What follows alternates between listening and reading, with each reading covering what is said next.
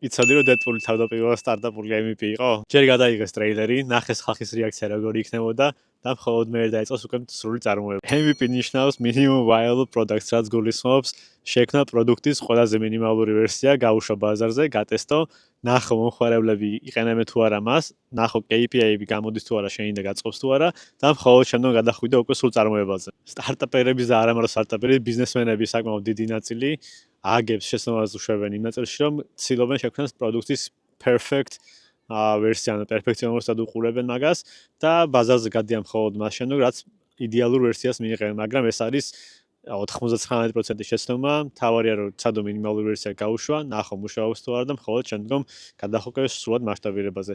იმ შემთხვევის გარდა თუ ძალიან ბევრი ფული გაიგდა, არ გინანება მაგაში გატესვა და დროის დახარჯვა. ერთი წლის წინ გავუშვით ონლაინ ფსიქოთერაპიის პლატფორმა, ერთ-ერთი დამფუძნებელიც მე ვარ, რომელიც ჩემსავე კომპანიაში შეიქმნა.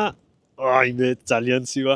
და მთელი ეს პერიოდია ჰილო მუშაობს როგორც MVP, მინიმალური ვერსია, რაც იყო საჭირო, რომ ადამიანებს შეძლებოდათ თერაპიის გავლა. დღემდე მუშაობს, ათასობით მომხმარებელი გვყავს, ასობით თერაპია ტარდება ყოველკვირეულად.